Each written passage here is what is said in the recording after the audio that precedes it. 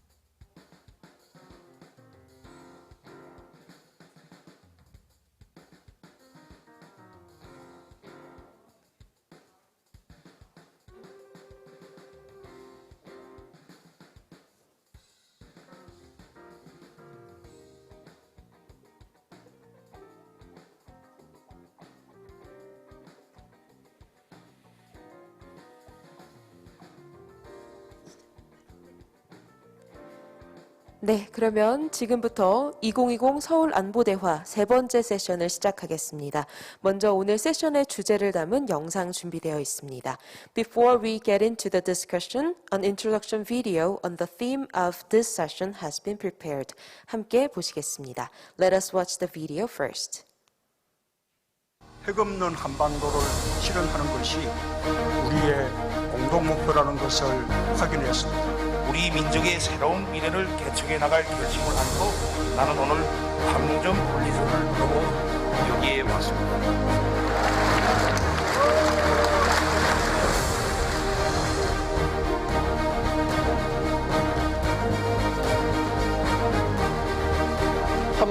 공동경비구역 JSA의 비무장화가 완료됐습니다.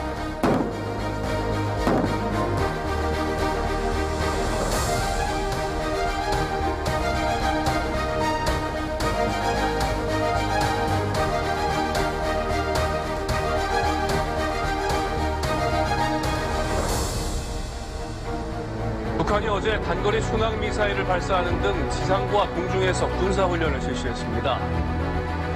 북측 연락사무소는 상부의 지시에 따라 철수한다는 입장을 우리 측에 통보하고 공동 연락사무소에서 철수했습니다.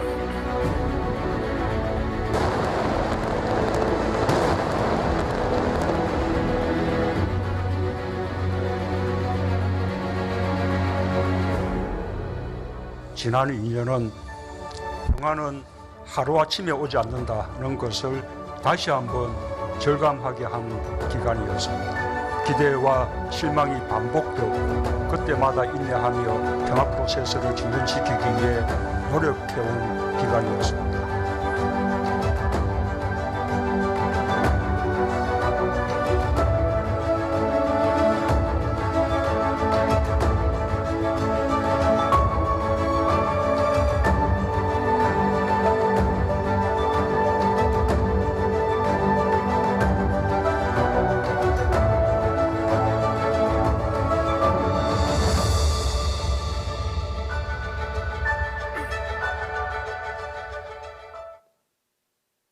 네, 세 번째 세션의 주제인 한반도 평화 프로세스, 성과, 전망, 과제를 담은 영상 함께 보셨습니다. I hope all of you enjoyed the video with the topic of the Korean Peninsula peace process, achievements, outlook, and challenges. And from now on, we're going to start this 세션 3, 지금부터는 전문가 패널분들과 사회자 모시고 세션을 시작하도록 하겠습니다. 세션 3는 국립외교원 위성락 교수님께서 사회를 맡아 진행해 주시겠습니다.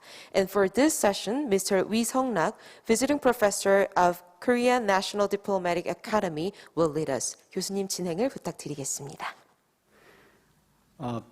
Good day for everybody, everywhere. I welcome all of you to the third and final session of the Seoul Defense Dialogue. My name is Visong-nak. I'm the moderator of the session. I'm very delighted to see you all. The main theme of this session is the Korean Peninsula peace process, achievement, prospect, and task. Over the last 3 years, the Korean government has been making a lot of effort to advance peace and denuclearization. Accordingly, there have been a very active summit-level diplomacy between South Korea and North Korea and between the United States and North Korea since 2018. That was the great opportunity to dramatically change the political and security situation on the peninsula. As a result, there have been a lot of agreement and achievement between the South and the North on reducing tension and promoting reconciliation. Similar achievement has been observed between the United States and North Korea toward denuclearization and rapprochement. However, since the Hanoi talks, the process has been stalled. Inter-Korean dialogue and dialogue between North Korea and the United States has been suspended. Now North Korea is demanding a change in the position of the United States, saying that it would take a new pathway. The current situation is pretty much worrisome. If the current situation is left unattended, the achievement we have made during the last 3 years may be neutralized and the difficult situation may arise. So it is pretty much justifiable to find a way to get out of this impasse and revitalize the peace process. That much Peace and denuclearization on the Korean Peninsula is an important goal, and the window of opportunity which has been opened by the summit-level diplomacy is very precious. Today, we are gathered here to do this work. Given the weight of the theme and given the complexity of the issues, the challenges before our session is pretty much daunting. But fortunately, we have invited internationally renowned experts from the countries surrounding the peninsula. I'm sure that they will give us good guides, so I'm looking forward to the fruitful discussions thanks to their wisdom and insights. Allow me to introduce our panelists one by one. We've invited two experts from the Republic of Korea, General Lee Sang-chul, President of War Memorial of Korea, and Dr. Han Yong-Sup, Professor Emeritus of the Korean National Defense University. And over at Moscow, we've invited Mr. Alexander Minaev, a former Russian diplomat, who is now a professor of Diplomatic Academy, Russian Foreign Ministry.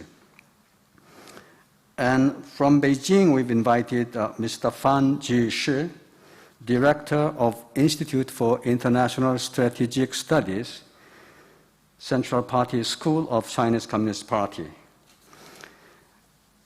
And we've invited also Ms.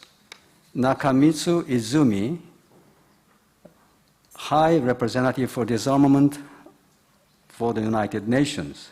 And finally, we've invited an American general, Vincent Brooks, Senior Fellow at Belfer Center, Harvard University. General Brooks is a former Commander-in-Chief of the U.S. forces in Korea.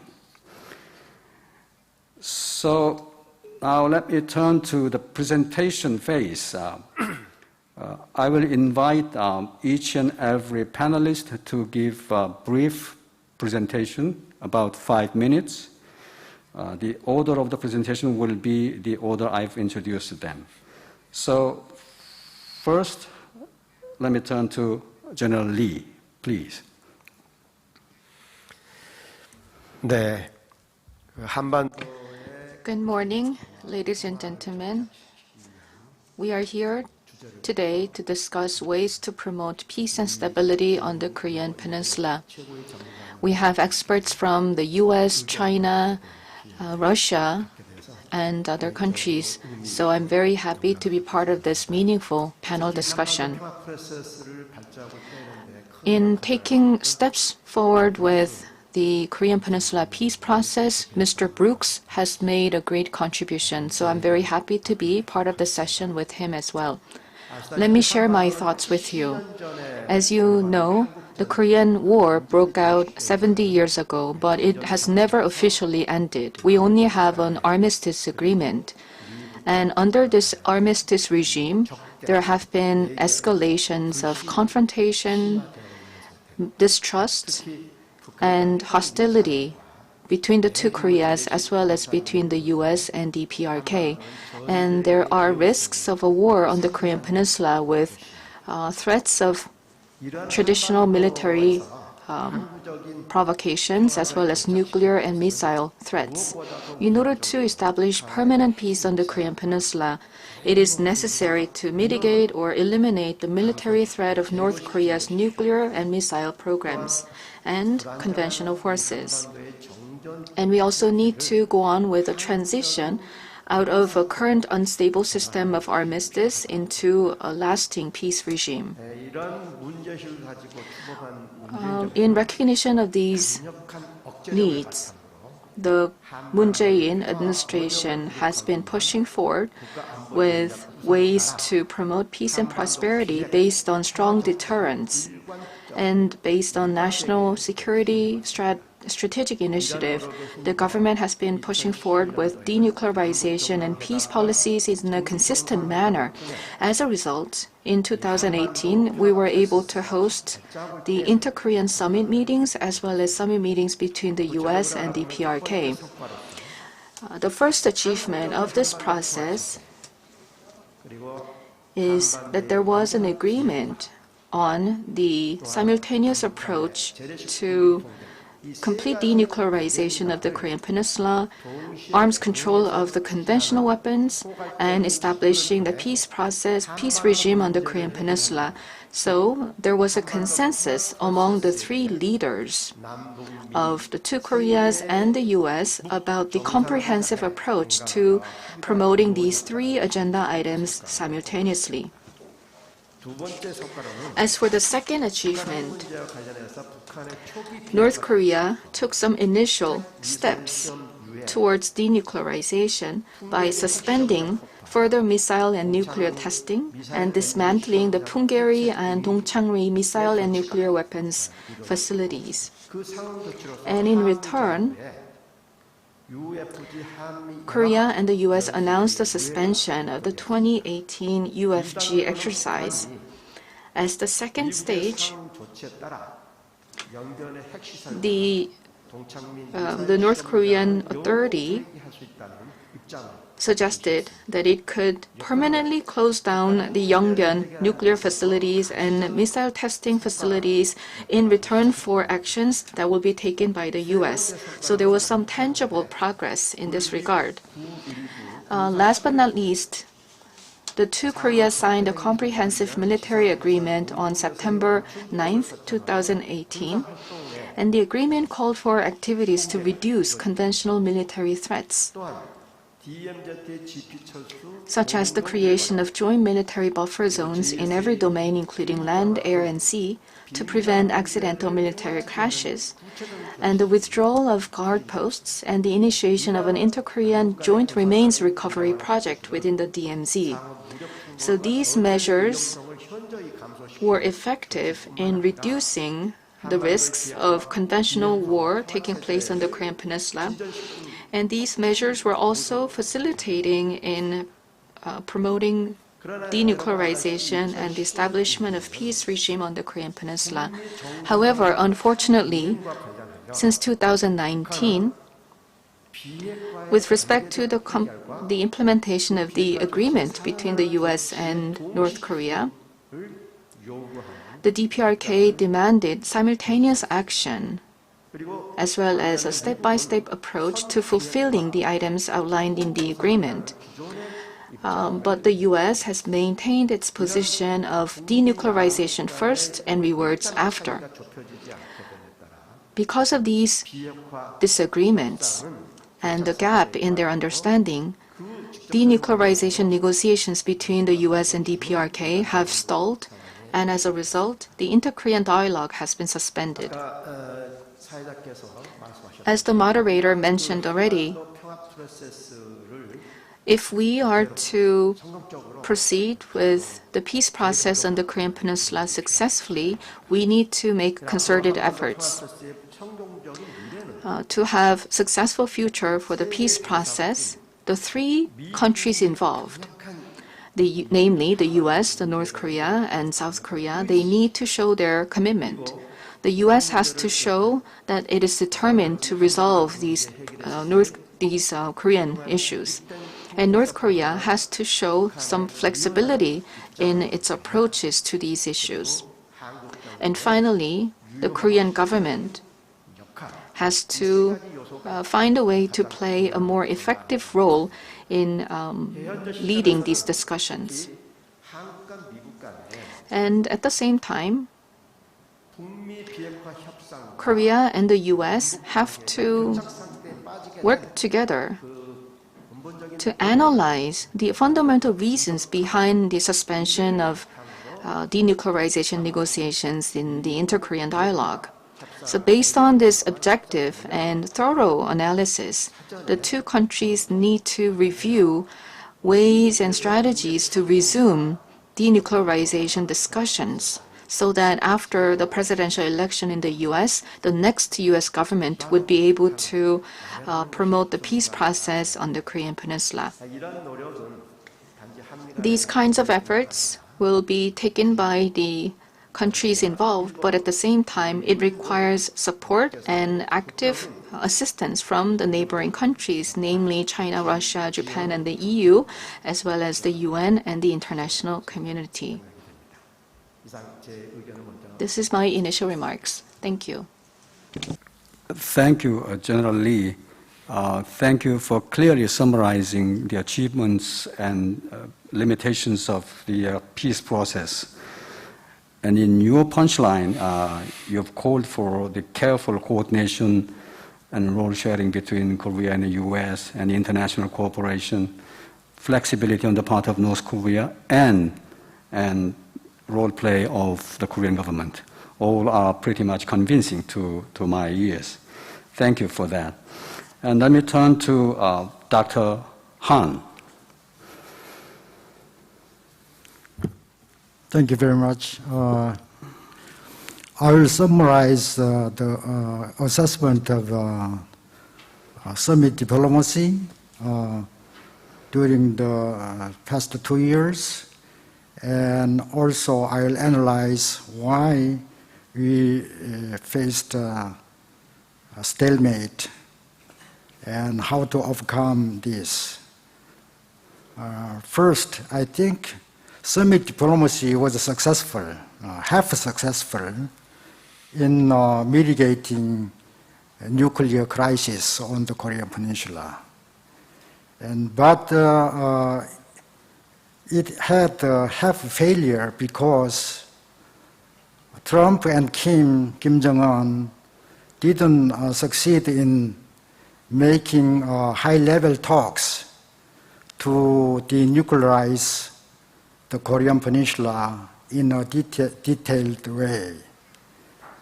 And U.S. first policy priority was laid upon denuclearization, not mentioning about peace on the Korean Peninsula. Kim Jong-un's priority was laid upon nuclear and economic development simultaneously. South Korea's policy priority was laid upon peace and conventional arms control. This is very much important for the Korean Peninsula and also South Korea, the security. I think South Korean government was very successful in pursuing Nietzsche's strategy to build peace through conventional threat reduction by September 19th South-North military agreements.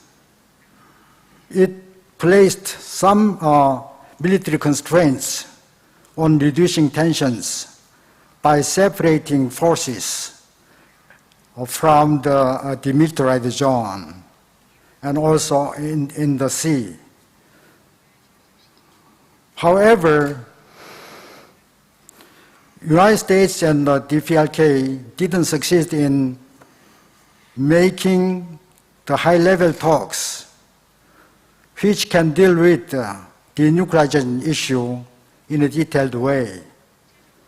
If you compare 1994 Geneva Agreed framework with the Singapore 2018 Singapore joint statement between Trump and Kim, what is missing is that how two countries will go about high-level talks, denuclearize. That is missing. So we have to find out for the two governments to restore the nuclear negotiation process. In the meantime, on the Korean Peninsula and Northeast Asia, between China and United States, the rising tension and hegemonic competition, rivalry, is rising. So during the 2018 and 19, two countries were very supportive and helpful in making the denuclearization talks going. But now, two great countries are competing each other and not cooperating to resolve the nuclear issue of the Korean Peninsula. So we have to find out how we can bring United States and China to come to resolve, to cooperate, to resolve the nuclear issue on the Korean Peninsula. This is a remaining task for us. Thank you. Thank you, Dr. Han. In a very interesting way, you've summarized these current difficulties of nuclear peace negotiations among South Korea, North Korea, and the United States. And you recognize that the denuclearization, peace, and arms control doesn't go in a synergic way, and rather it's not going against each other. And also you've highlighted the negative impact of Chinese-American confrontation and rivalry. Thank you so much. Now let me turn to Mr. Minaev from Moscow. Obviously, we have some connectivity difficulties, so we might have to see the video clips which have been prepared beforehand. Please.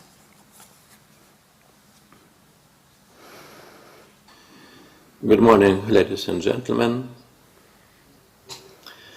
I'd like to introduce myself. My name is Alexander Minaev.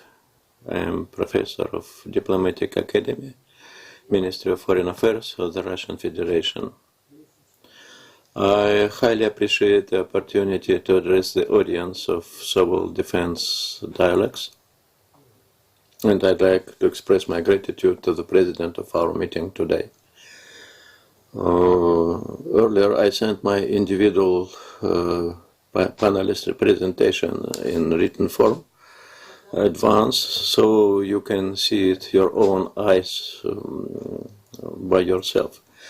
I hope my video would be helpful for the conference today. The current situation and around the Korean Peninsula continues to be uncertain. The relaxation of tension that took place 2 years ago is thing of the past, and the level of confrontational moods has recently increased. However, all the parties involved in the Korean affairs, and above all Donald Trump and Kim Jong-un, apparently did not give up their desire to resolve the nuclear problem of the Korean Peninsula peacefully through negotiations. At the same time, one cannot fail to notice that while showing readiness for diplomatic maneuvering, the United States, the Republic of Korea, and the Dprk are pursuing policies whose ultimate goals do not coincide. The Dprk does not consider it's necessary to conceal that the main reason for the difficulties in establishing a dialogue with the US and Republic of Korea is fundamental differences in approaches to solving the nuclear problem. Pyongyang's latest actions are a demonstration of its dissatisfaction with the lack of adequate response from Washington and Seoul to the steps it has taken earlier. In accordance with the Singapore Declaration, the Dprk dismantled the nuclear site in Hungary, has since complied with and continues to observe the voluntary moratorium on nuclear testing, and does not launch intercontinental ballistic missiles. After the Singapore summit, Kim Jong-un once again publicly reaffirmed his commitment to the idea of denuclearizing the Korean Peninsula. He also said that Dprk has taken a number of measures in connection with its commitment to not to create, test, use or proliferate nuclear weapons. Of course, Pyongyang hoped that in accordance with the principle of action in response to action agreed between Donald Trump and Kim Jong-un, the Americans would appreciate these peace-loving gestures. What did they get in return? The United States continues a policy of tough sanctions, hoping that it will force Pyongyang to go for unilateral disarmament. It's time to understand that these methods do not work against the Dprk. Pressure and sanctions cannot solve the nuclear problem. Meanwhile, the lack of certainty in its solution remains a factor in maintaining high military and political risks on the Korean Peninsula. There is reason to believe that Donald Trump, at least until the presidential elections in the United States in November this year, will continue the game in the form of maintaining a personal trust relationship between him and Kim Jong-un. Kim Jong-un plays along with him in this game. In the event of Donald Trump's re-election for a second term, the game of trust relationship between the two leaders can be continued. What will happen if Biden wins? In this case, will the new US Democratic administration return to exaggerating its favorite topic of human rights in North Korea? We must not forget Kim Jong-un's warnings that if the policy of pressure on the Dprk continues, Pyongyang will have to look for a new way to uphold the highest state interests. In a broad geopolitical sense, the further development of the situation on the peninsula will largely depend on relations between the quartet, the states most closely involved in Korean affairs, the United States, China, Russia, and Japan, and primarily between the United States and China. The deteriorating relationship between Washington and Beijing plays into Pyongyang's hand. It's no secret that the effectiveness of the sanctions against North Korea depends largely on China, which accounts for 90% of its foreign trade. At the same time, the main players' desire to solve the nuclear issue in a peaceful way gives hope that the situation on the peninsula will remain under control in the near future. Russia maintains friendly relations with China, and this has a big influence on how it perceives the process taking place in the region. Moscow is trying to mitigate the contradictions between North and South Korea as much as possible and to welcome the Korean Peninsula peace process pursuing by the government of the Republic of Korea. The presence of Russia, which also enjoys friendly relations with both Pyongyang and Seoul, and its participation in infrastructure projects could help relieve tensions. Russia advocates the lifting of sanctions on Pyongyang because, in its view, it is the ordinary people, not the North Korean ruling elite, who are carrying the burden of sanctions. Moreover, as seen from Moscow, sanctions de facto help consolidate domestic support for Kim Jong-un. Moscow also believes that Kim Jong-un will not cooperate on nuclear problem until at least some sanctions are lifted. But frankly speaking, the states closely involved in Korean affairs can do little at this point to change the overall tenor of a relationship that has taken an increasingly negative dynamic. Each side views the other as being in a state of long-term decline, which disincentivizes concessions. All parties involved is taking a position of wait and see approach. Each side thinks that time is on their side. Any attempt to reach agreement, therefore, is unlikely until these views change.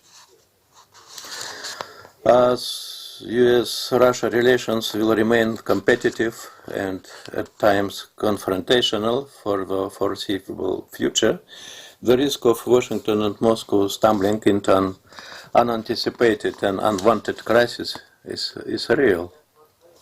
Under the circumstances, the two sides should focus on mechanism for dealing with specific challenges. Both Russia and the United States play a role, and where a danger that problems will worsen exists. These challenges are not necessarily the ones that receive the most attention, but those where Washington and Moscow lack clarity about their interests and intentions. To address these challenges, the two sides should come up with recommendations that both can endorse and that bear some chance of implementation given the political constraints both sides face. Both sides agreed that more bilateral track 1 contact would be ideal, but reality precludes this. Bilateral US-Russia relations suffer from an ever-increasing list of challenges. Some of these challenges are new, and their effects on the bilateral relationship remain underappreciated. The two sides' positions on issues like the conflicts in Ukraine and Syria are well known, and frameworks for diplomatic engagement exist. Moreover, both Washington and Moscow understand the stakes and have so far been careful not to cross one another's red lines.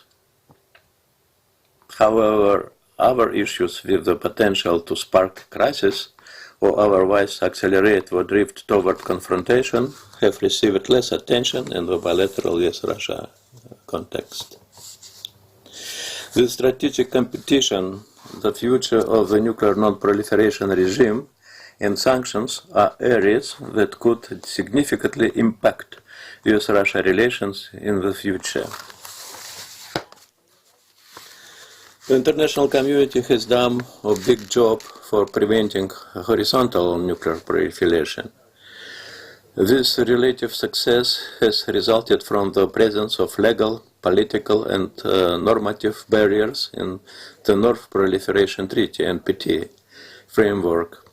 The United States' ability to make allies feel secure enough not to pursue nuclear capabilities, and the sense that clandestine nuclear development will be caught largely because the United States and Russia have historically been united in opposing nuclear weapons programs of both friendly and hostile regimes.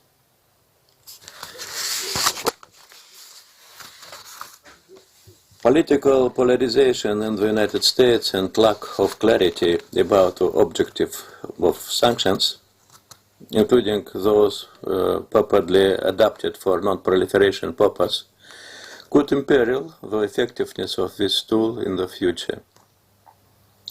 The relationship between non-proliferation and arms control represents another area where bilateral US-Russia relations could have implications for the future of non-proliferation regime.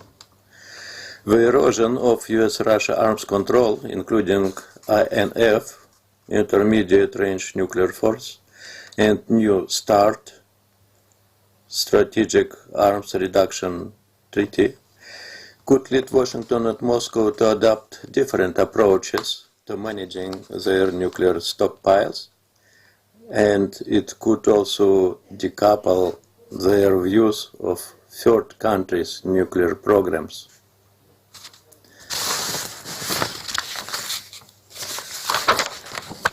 The development could be dangerous because it could leave the United States, Russia, and China more tolerant of particular countries' nuclear ambitions and complicate already difficult process of managing regional revilers in non-control framework.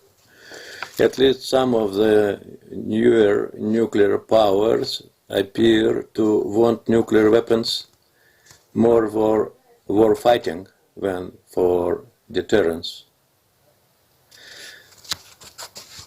Coupled with what they perceive to be existential stakes involved and diminished confidence in extended deterrence, checking nuclear proliferation is likely to become increasingly difficult. The question, including for Washington and Moscow, will be how to manage these rivalries so they do not escalate into conflicts that could take on nuclear dimension. If Trump wins the November election, he will likely move to massively de-escalate sanctions, setting up a fight with Congress whose outcome is unclear. If a Democrat is elected, the forward trajectory will depend on whether Russia is perceived as having interfered. If it is, there would be qualitative and quantitative escalation of punitive measures. If not, there would be the standard review of policy for 6 months and a rocky, complex relationship, broadly speaking, through the status quo, would be likely to endure for at least a couple of years. Thank you for your attention. Thank you, Mr. Minaev. Thank you for the critical analysis of the current status, especially Russian perspective on the sanction relief is pretty interesting. Now it's time to listen to the Chinese perspective. Director Fan, it's your turn. So, can you hear me? Can you hear me? Okay. Thank you very much, Ambassador Wei. And good morning, colleagues and friends. It's my great honor to be part of this important dialogue. I believe it's highly the time to talk about the future of the Korean Peninsula, the issue, the nuclear challenges. I also want to thank the Ministry of National Defense for the kind invitation. Today, my remark will be what kind of lesson we can learn from the past on the nuclear issue. Since Mr. Trump took office 3.5 years ago, the North Korean nuclear issue had been very choppy and bumpy, and it's feel like a real life show. You know, that is somebody was good at. And in 2017, it was very challenging. It was very uncertain. It was dangerous. And in 2018 and 2019,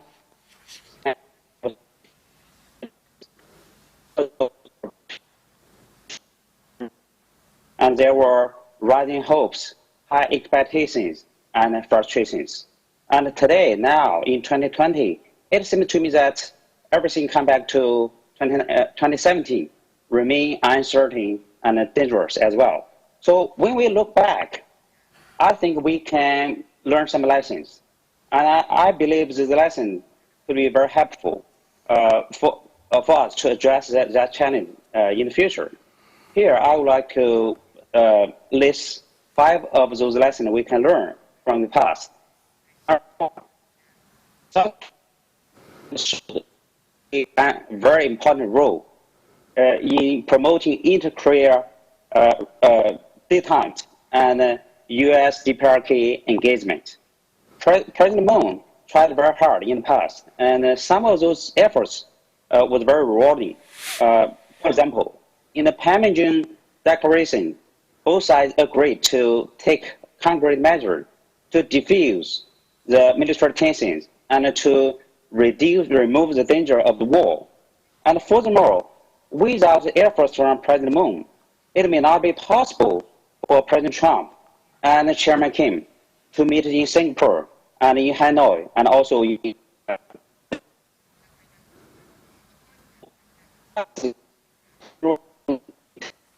I think in the future, we should pay much attention to that role for South Korea to play a big role.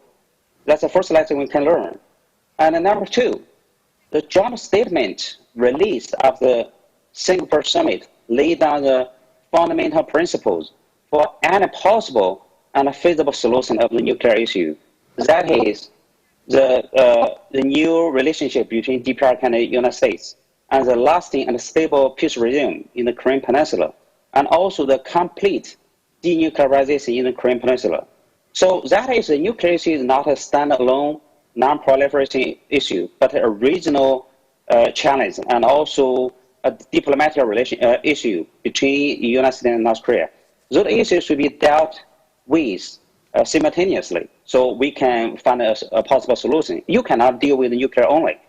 And number three, the symmetry and principles are good, but not enough.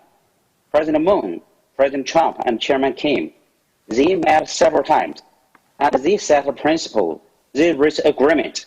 But here, we should realize that principles are principles, they are not roadmaps.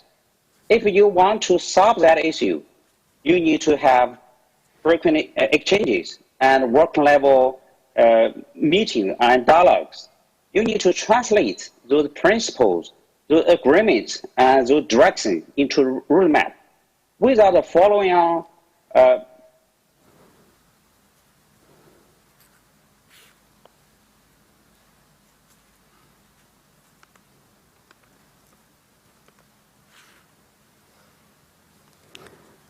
Well, we have also technical difficulties.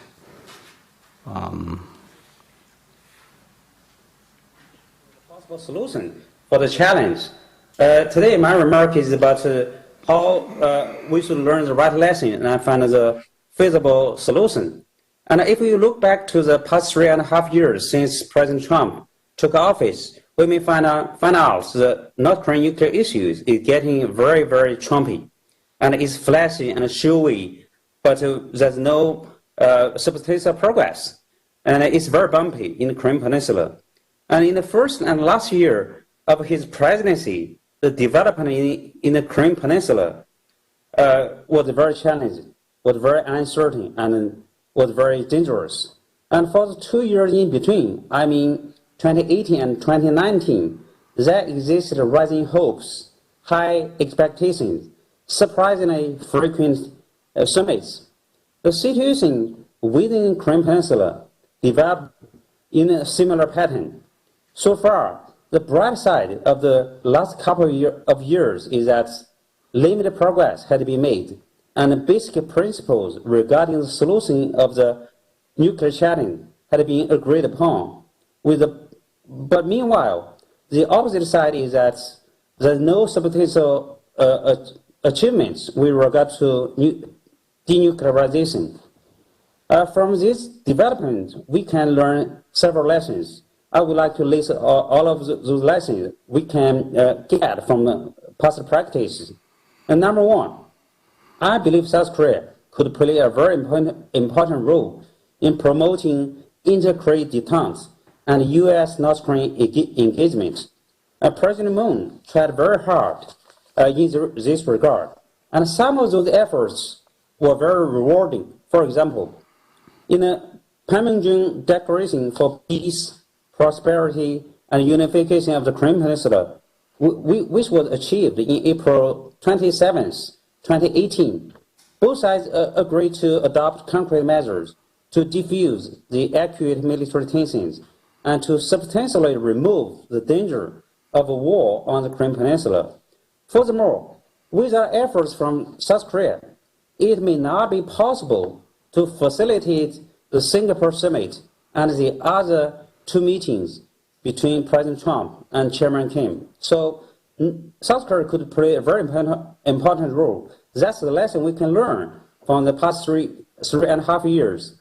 And number two, the joint statement released after the Singapore summit laid down the fundamental principles for any possible and feasible solution of the nuclear issue, that is, the new U.S. Dprk relationships, the lasting and stable peace regime on the Korean Peninsula, and the complete denuclearization of the Korean Peninsula. All those three issues should be tackled at the same time. And the nuclear issue is not a standalone non-proliferation issue, but a regional security as well, and also a diplomatic issue between U.S. and North Korea. They are not mutually exclusive, but complementary to each other. That means if we can handle all those three issues at the same time, it's very possible we can find a solution for the challenge. That's the second lesson we can learn. The third one, for the solution of the daunting challenge, symmetry and principles are good, but not enough. President Moon, President Trump, and Chairman Kim, they all met several times in the past 3 years. And President Trump, and they set the principles for possible solutions. However, those principles only serve as a direction, but not a roadmap. So we can find the direction, but there's no concrete roadmap. If those daunting challenges are to be solved, working level meetings and frequent exchanges are necessary to translate the principles and the directions into roadmap, a workable roadmap. Without the following moves, after symmetry, all progresses achieved through symmetry could be reversed at what happened this year. So here I mean that certainly the top leaders could find a direction for any possible solution. But if we do not have working level meeting exchanges and there's no way to find a roadmap which is feasible. And number 4, since the North Korean nuclear issue is not only a bilateral issue, either between U.S. and North Korea or between South Korea and North Korea, but also a proliferation issue and a regional security issue, other parties concerned should get on board and make contribution to the final solution. So in the past, there are bilateral issues, trilateral issues, and multilateral issues as well. So this issue could be dealt with through the combination of different countries and different formats of talks. In the past, there are bilateral talks, trilateral talks, and six-party talks. Certainly, all those talks is useful, but we can combine all the different formats of talks to work out a possible solution. So we can draw some lessons from the past practices in the last 3 decades and to find out what is workable and what is not. And finally, there are quite a lot we can learn from the Iran nuclear issue as well. Even though there's no more Iran nuclear deal, the U.S. had quit from that deal, but we still could learn a lot from that. President Trump administration withdrew from that deal. The problem lies in Trump administration policy. It's not about Iran's compliance or the deal itself. According to that deal, Iran could develop its civilian nuclear program, but it has to accept the intrusive inspection and verification. That deal focused on Iran nuclear capability and potentials and did not try to address every issue at the same time. The keys of the Iran nuclear deal, sanction and the relief sanction, were used to produce motivation for Iran to come back to the negotiating table. And sanctions were not levied for the sake of sanction itself. What's equally important, all the major powers cooperate and coordinate the policies and approaches in this process, and there exists mutual understanding and accommodations among them. So that's why they can work together. And American withdrawal from that deal only creates a lose-lose situation, and there's no hope for a better deal. And meanwhile, the situation in the Middle East, the relation between Iran and the United States are getting worse. So that's a lesson we can learn. So Iran deal itself is a good deal, and we can draw some lessons, and we can borrow those lessons to apply to the current situation in Korean Peninsula. And we should avoid the lesson from Iran deal. That's mostly about the failed Trump administration policy towards Iran. Now we are approaching the new window of opportunity since President Trump is entering his final months in his first and maybe last term. Whatever the result of the presidential campaign in November, it's time to dig deeper and to think further about a possible engagement with North Korea so that we can prepare for the next president and for a possible solution. So I'll stop here and thank you very much. I look forward to further discussing. Thank you. Thank you, Director Fan. First of all, sorry for the technical difficulties. Because of the connection problems, we had to replace the actual presentation with backup video clip. Anyway, the message of Director Fan has been beautifully conveyed. Director Fan gave us a macro perspective of the current problems, and he suggested a good way forward. Particularly, his emphasis on the working level negotiation is very interesting. I would like to explore a little bit further in the discussion session. And now, Madam Izumi from the United Nations. I hope connection will have no problems with you. Please, Madam.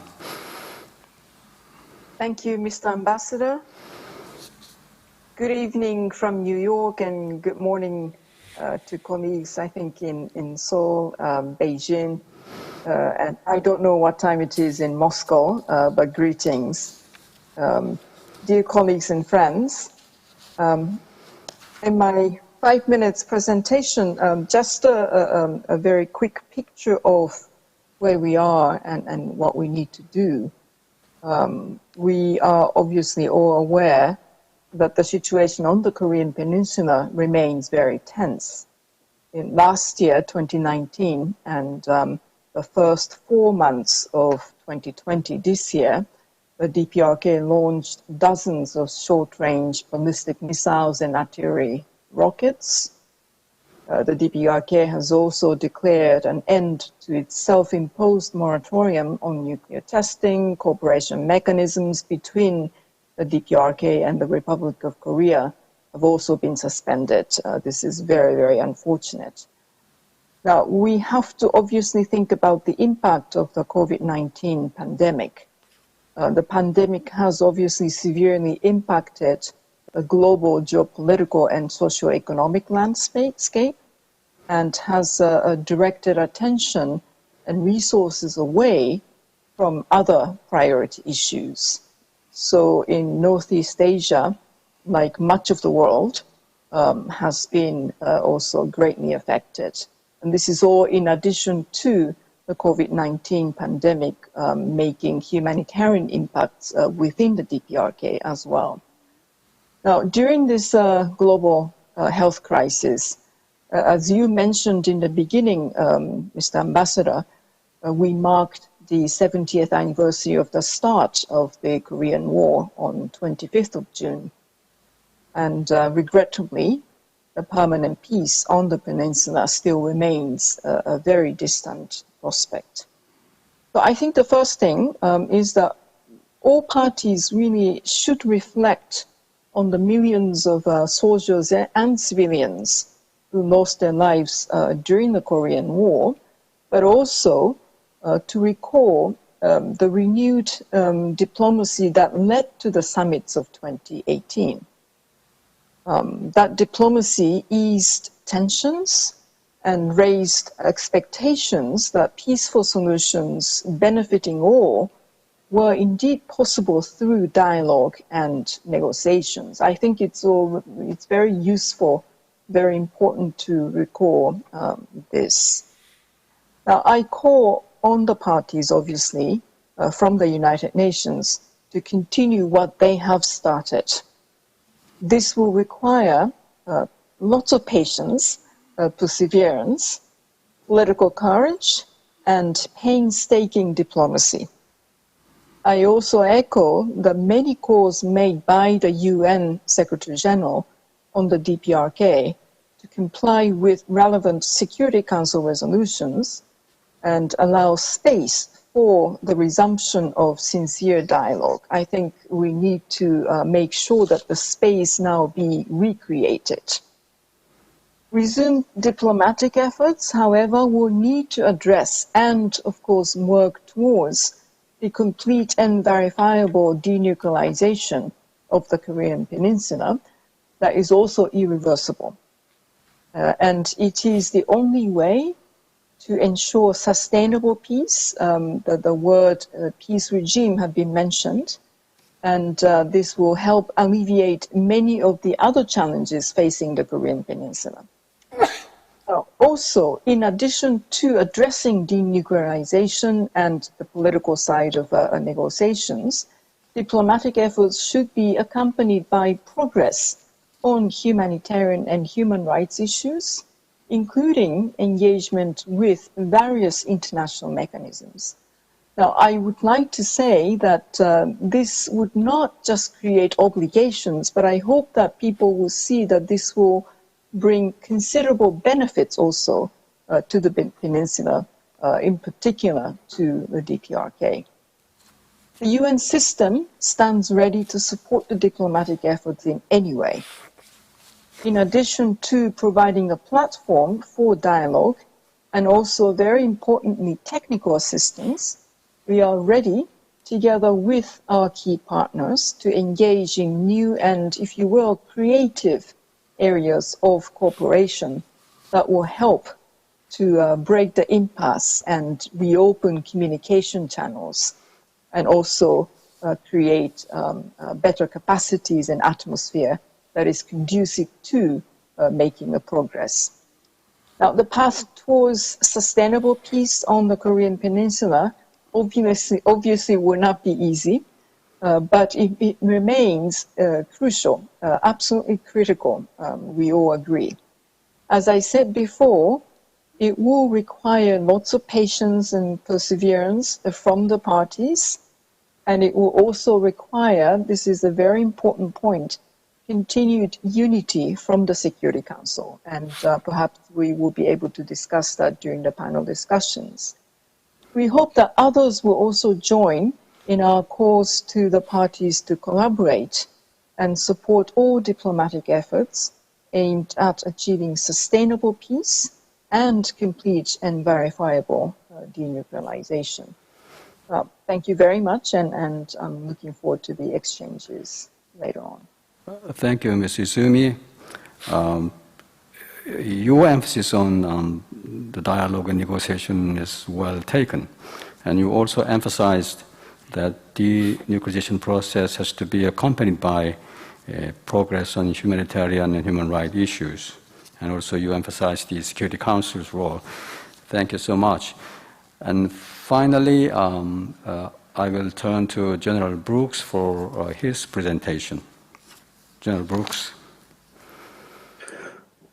Thank you, Ambassador Wee, and to the distinguished colleagues on this panel. It's an honor to share this virtual stage with you and to share thoughts on a very important topic that is timely today and has been timely and will remain timely in the months and years to come, I'm certain.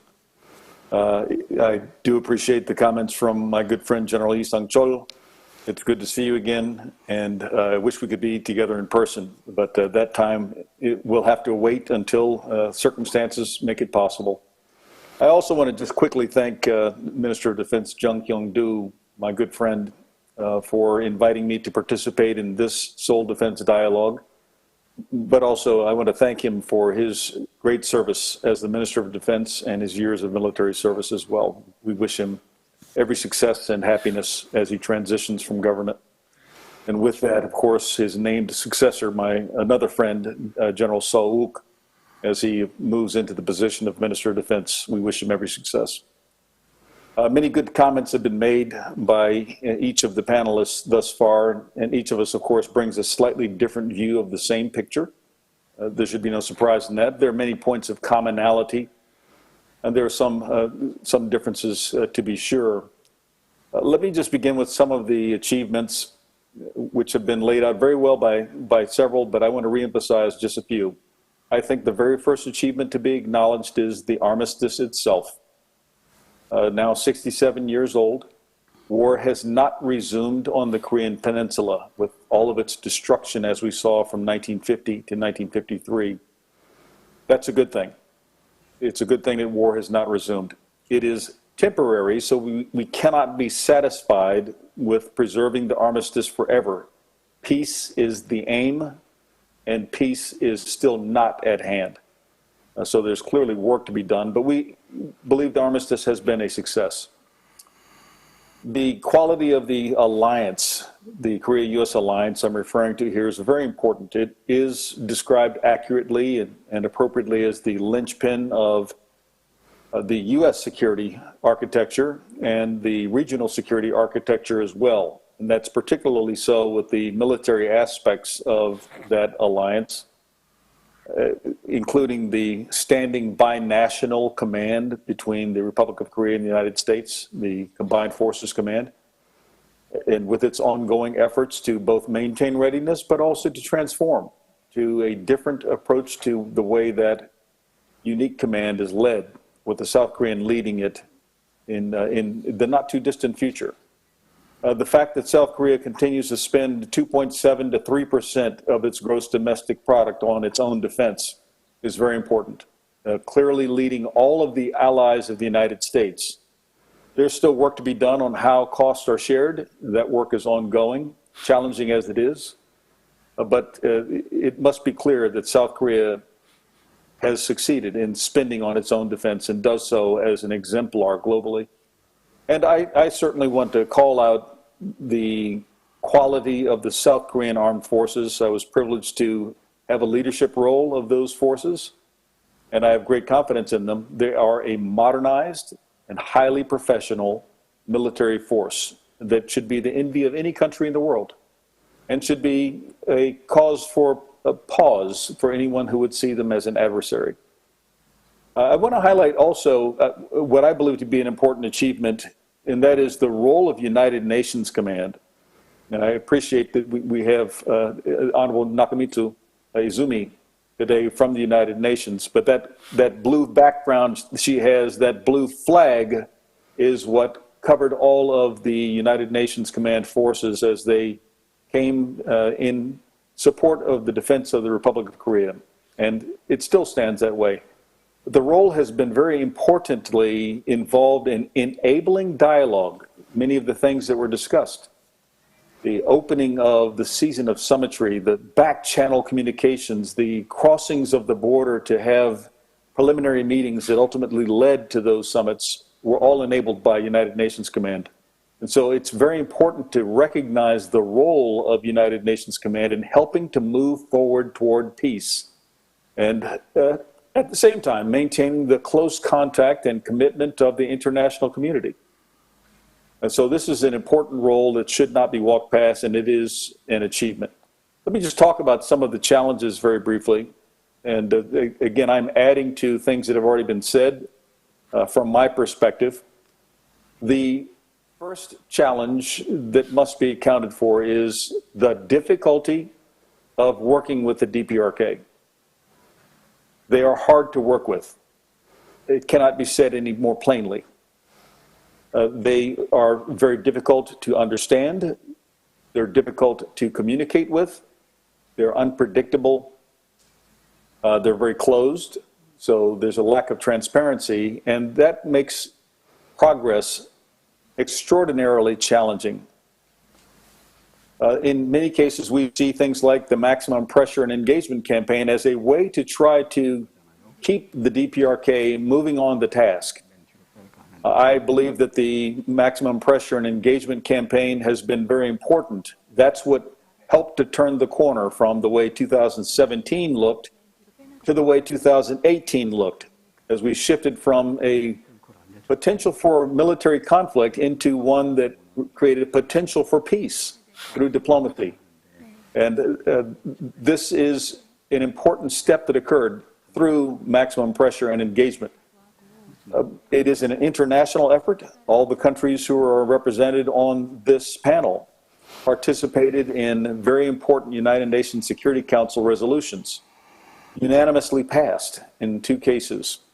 But these efforts require constant tending and constant attention. They're difficult to build, and so is that pressure. Difficult to build, they're even harder to preserve.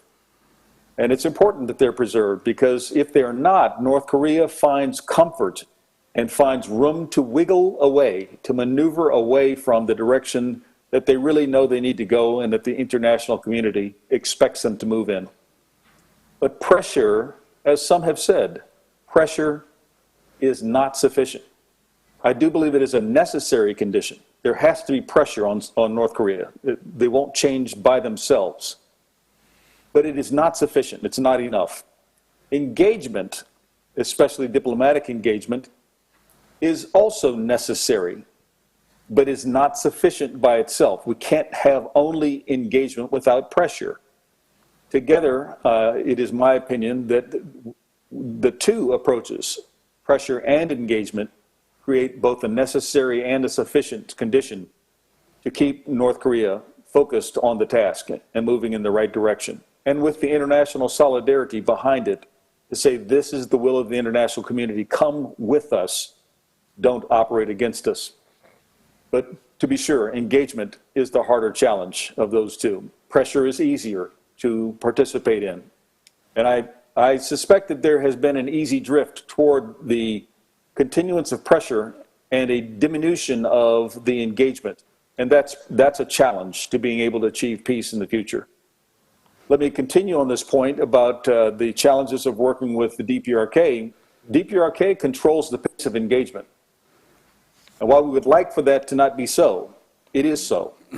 They decide when they're going to open a door and when they're going to slam close a door, when they're going to answer a phone, when they're not going to answer. And I'm referring to things like the hotlines that were militarily used between UN Command and the North Korea People's Army that weren't answered by North Korea for more than 3 years, and then they were. And they continue to be answered even to this day. Or the high-level communications that were reestablished in 2018 between the South Korean government and the North Korean government. And now North Korea is not answering. So North Korea controls the pace of engagement. I believe that their recent slamming of the door in June was as much a reflection of North Korea being significantly overwhelmed internally. They had the pressures of COVID, they had the pressure of sanctions, they had weather conditions that continue to this day with yet another typhoon approaching, a second one in just a matter of days, on top of an unprecedented period of flooding. That's a lot for any country to handle, and particularly under the circumstances of Dprk, it's a lot for them to handle. And at the same time, they saw the supermajority that occurred in the National Assembly of the Republic of Korea, with them taking their seats on the 1st of June. And I suspect that they realized that they can't handle the pressure from South Korea approaching them right now. And it was nearly certain that South Korea would approach with renewed vigor.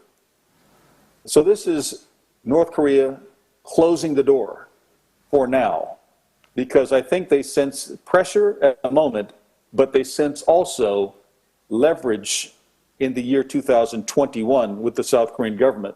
When the South Korean government is in its final year and campaigning is ongoing, the North Koreans may sense that South Korea may want to have a win during that year. And they're going to wait. They're going to wait until 2021 before they begin to engage with South Korea. South Korea will continue to try, of course, and knock on the doors, but I think that there will be a limited response by North Korea, and likely to be a negative response by North Korea until such time as North Korea thinks they have better leverage. They did indeed leave the door ajar for discussions with the United States, but that will depend on how the Dprk views the U.S. elections, the direction that they're going, and the potential for a relationship with the United States government into the future. And so they're waiting on that as well. And I think it will be a matter of months before they can determine what course they want to take. it's important to recognize that one of the challenges that faces this dynamic of these countries who are engaged with one another, particularly South Korea, the United States, and North Korea, is the challenge of maintaining policy continuity in democracies when they're in the midst of an electoral cycle. We've already seen a change in Japan with Prime Minister Abe's announced resignation. That's ongoing. We have the U.S. elections ongoing and certainly to go into fulfillment in November. And we have in the next year the campaign season leading to a new administration in 2022 for the Republic of Korea. How policy continuity unfolds during that time will determine whether or not there can be progress in the directions that we saw in 2018 and early 19, or whether all these things will begin anew. And that is a challenge that must be understood. And several of you have commented on, and I certainly agree, that the regional dynamics make a difference. And the regional dynamics are changing, particularly as China continues to grow and engage globally as well as regionally. And the approach that China chooses to take and is taking is drawing attention away from matters like the situation on the Korean Peninsula. It leads to resourcing decisions that are oriented on things like the United States Indo-Pacific strategy or the efforts by several countries in the region about a free and open Indo-Pacific. China is drawing attention away from Korea, and it seems to me that is not in China's interest. China should seem to want a resolution to the issues on the Korean Peninsula, not a prolonging of the issues on the Korean Peninsula. But those dynamics are, in fact, ongoing. It leads to a change of expectations, the United States' expectations of its allies, the Republic of Korea and Japan, and even raising of questions on the part of those two allies about where the United States is headed. And especially, there will also be pressure from China, leading to both the Republic of Korea and North Korea having to choose very carefully their relationship with the with the United States and with China. This is a challenging time, and this will hinder some of our efforts. The last point I would make is the reality that there is rising nationalism in countries throughout the world, and certainly in this case including the United States, the Republic of Korea, and Japan. Nationalism is always in tension with alliance. And as national interests rise and ascend above alliance efforts, that creates challenges on being able to have solidarity in moving forward with North Korea. And the absence of solidarity creates room for North Korea to maneuver. And that will not lead to the outcomes that we all seek and have discussed here. Thank you very much for the opportunity to share my thoughts, and I look forward to the questions. Thank you, General Brooks. You've identified practical points to be considered to advance the peace process. And your emphasis on engagement is pretty convincing. This concludes the presentation part of the session. Now let's move on to the second part, the discussion part. As we are in delay a little bit in schedule, let's move pretty quickly. Let me give you two questions to all of the panelists. Each panelist is expected to answer in 2 minutes. The first question, as the COVID-19 pandemic situation continues, the strategic competition between the United States and China intensifies. How does this affect the changes in the situation on the peninsula? And how does this affect the peace process on the peninsula? That's the question. Let's go by the order of presentation. General Lee, please.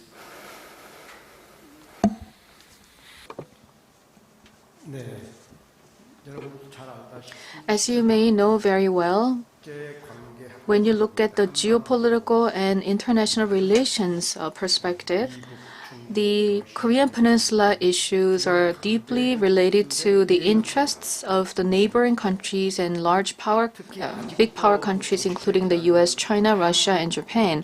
And at the same time, the Korean War is not technically over.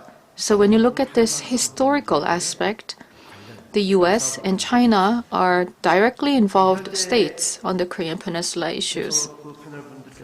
As the panel members mentioned over and over again,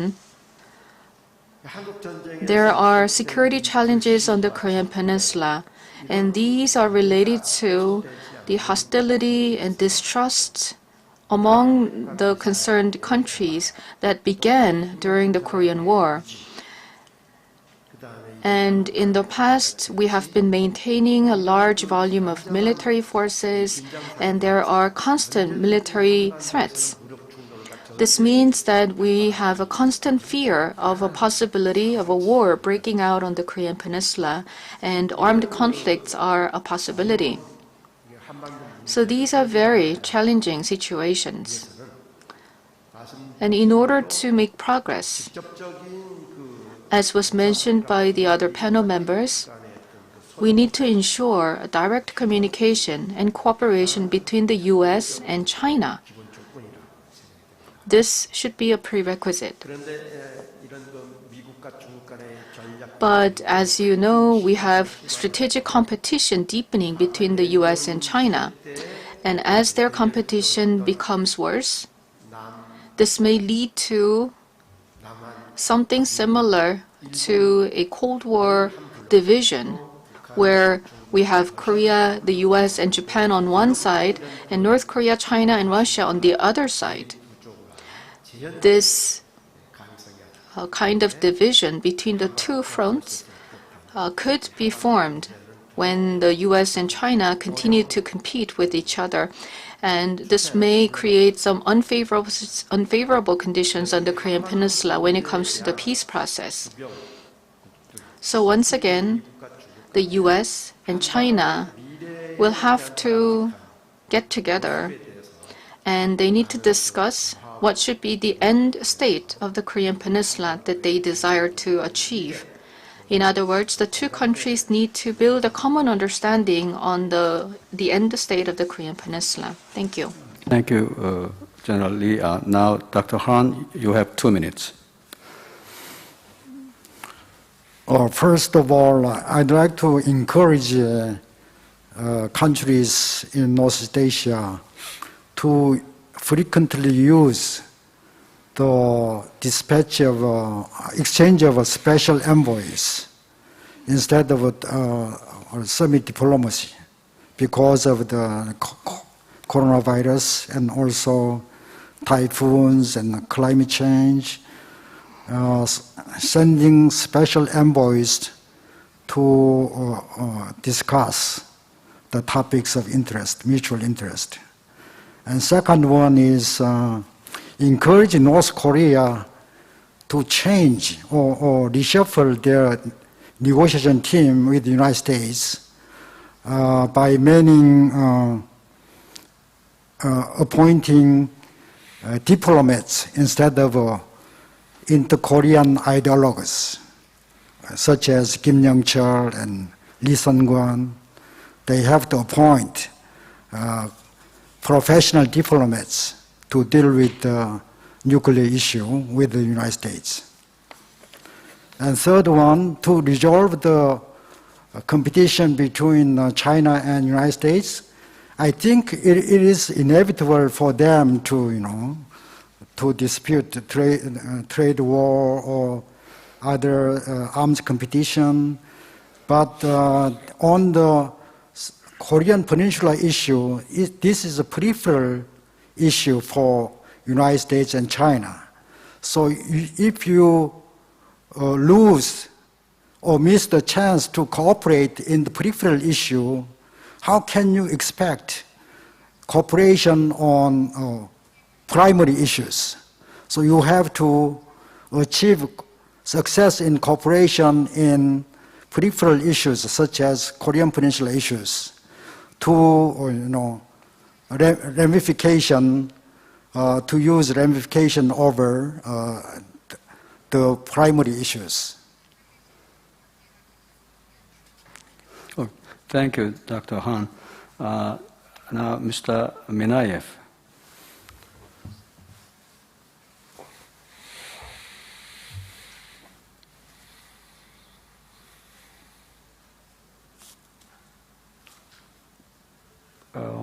Probably we have once again some difficulty in connection. Here in Moscow. Please go ahead. Yes, Mr. Minaev, please go ahead. Can I speak? Yes, I can listen to you. Yeah. Thank you very much for your participation, and I heard very interesting ideas. But by my mind, there is no alternative but to build mutual trust. And to achieve this, we need a fresh approach, and life is making us abandon establishing stereotypes and discard illusions. I think the Korean Peninsula peace process were a very, very good program of cooperation and mutual understanding. And Korean Peninsula peace process has instilled in us the hope that reconciliation will be continued. Thank you, Mr. Minaev. Now, Director Fan. Yes, thank you. Can you hear me? Yes, I can hear you clearly. Okay, thank you very much. I apologize for the technical problem for taking so much time in my initial remarks. And I want to make 2 points. The number one, I think the strategic competition between the United States and China have a negative impact on the nuclear issue. Because, you know, China and the United States have so many troubles to handle. So Dprk nuclear issue become a less important issue for both sides. So that's a negative part. And the second point to make is that certainly we need to notice Dprk nuclear issue and China-US relationships, they are two sets of issues. They are relevant, but not immediately connected. So China has been arguing that China-US could cooperate over common interests, and non-proliferation is an area for both sides to work together. But so far, reaction from American side is not very positive.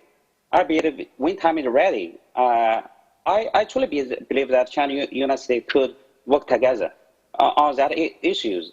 Certainly, the Korean Peninsula nuclear challenge is not an issue only between China and United States. It's a regional issue. It's an issue for all parties, including in this region.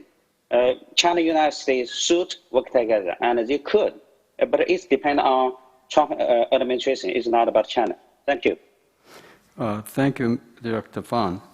Now, Ms. Izumi. Yes, thank you. Now, it is absolutely true that the tension between the great powers, the big powers, are definitely getting worse. I feel that in my daily work at the United Nations. But this said, we also have to remember that senior officials from both China and the United States have recently said that the Korean Peninsula is an issue, among others, on which both sides could continue to cooperate. And I would say that COVID-19 pandemic, in a way, is an opportunity for cooperation when it comes to those Korean Peninsula issues. And there is a very concrete example. The 1718 Sanctions Committee has indeed cooperated and speeded up, expedited COVID-19 related exemption requests. And so there was a concrete example, and this was only possible, of course, because both China and the United States cooperated. Now, earlier on, I emphasized the importance of the unity, continued unity of the Security Council. This will be absolutely essential for any,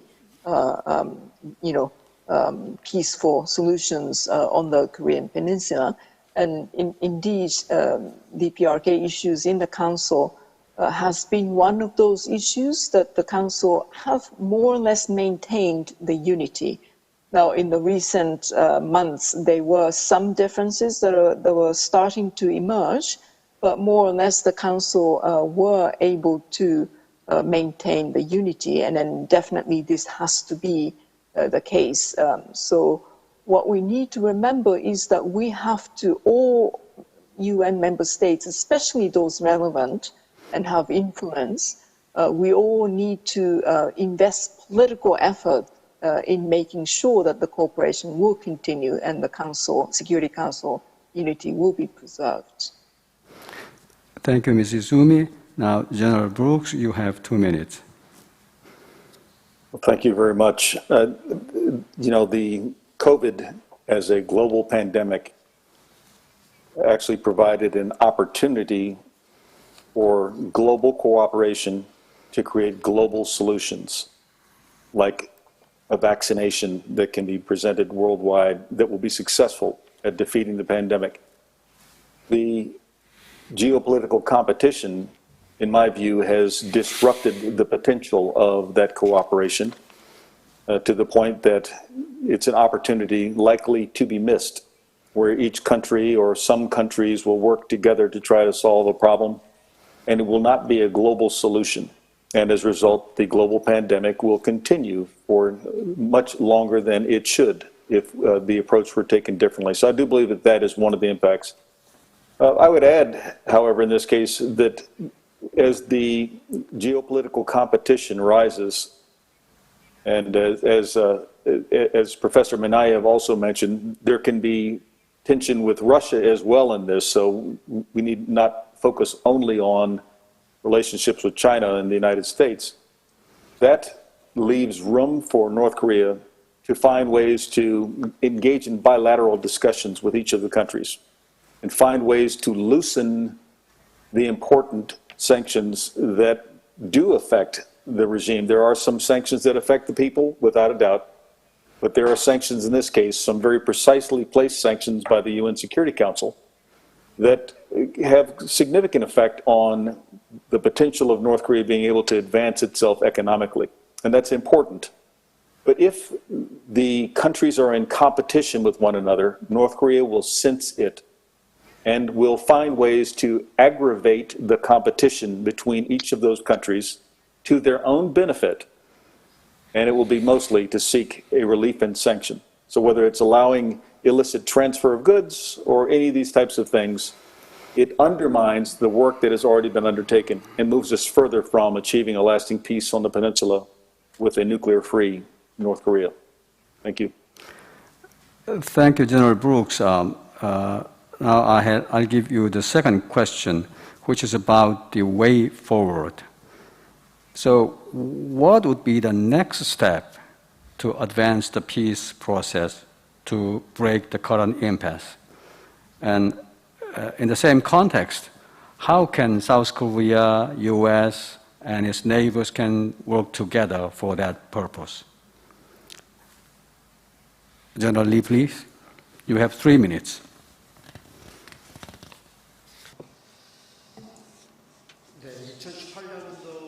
In 2018,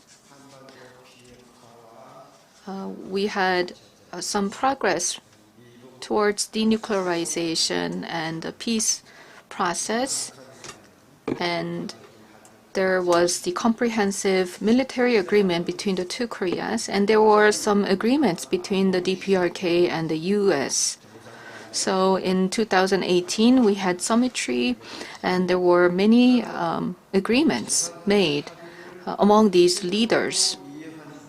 However, when it comes to translating these agreements into concrete action, especially when it comes to the differences of positions between the Dprk and the US, these differences were not narrowed.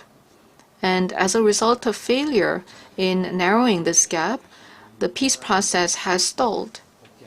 And we have almost gone back to where we were in 2017. So given the current challenging situation, I believe that the fundamental issue here is that we have a lack of consensus or an understanding on what should be the desirable end state. The US, the Dprk, and the other involved countries should engage in discussions so that they could reach a consensus on what the end state should be on the Korean Peninsula, but there has been a lack of such effort.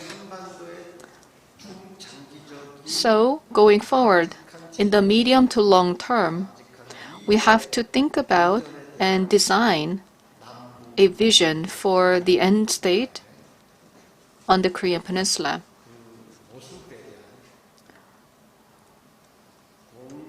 The countries involved on the Korean issues should engage in a dialogue to discuss what kind of peninsula they want to achieve in the future. And based on such a consensus and understanding, what they need to do as a next step is to come up with a comprehensive and step-by-step approach and roadmap to realize denuclearization, peace regime on the Korean Peninsula, and arms control. In other words, after a common understanding for the future state of the Korean Peninsula, they need to come up with concrete roadmap that includes specific actions. And in particular, if we want to resume the peace process on the Korean Peninsula, we would have to wait until after the election in the US. And after November, we will have a new US administration. And we should reactivate the peace process so that we can make progress towards denuclearization and the peace regime on the Korean Peninsula.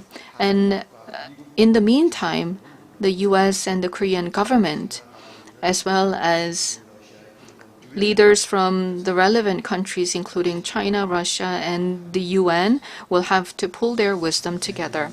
And now, Dr. Han, please. I think it is necessary for experts in Northeast Asia to create an expert community to give ideas for peace and prosperity in Northeast Asia. I think before the Trump administration started, there was a common vision for creating Northeast Asia peace and prosperity community. But now it's finished, and so during this COVID and other threats, we need to recreate expert community to nurture and cultivate peace and prosperity in North Asia. The second one is, I think for North Korea, it is very difficult for them to observe very speedy change. They have some structural problem inside. So if you compare 2 years of progress, it is not enough. For North Korea, it's long term. I think Kim Jong-un's period is longer, far much longer than Moon Jae-in and Trump period. So if you're too much hasty in making progress for North Korea, it is very hard to absorb. So we have to plan make a long-term plan to achieve peace on the Korean Peninsula. The third one, I'd like to take Dr. Fan Jis's point. China is very willing to cooperate on non-proliferation issue, and also United States. So we have to create some cooperation dialogue and also a vehicle for further advancing the non-proliferation at the time of 50th anniversary of NPT regime. Thank you. Thank you, Dr. Han. Now, Mr. Minaev.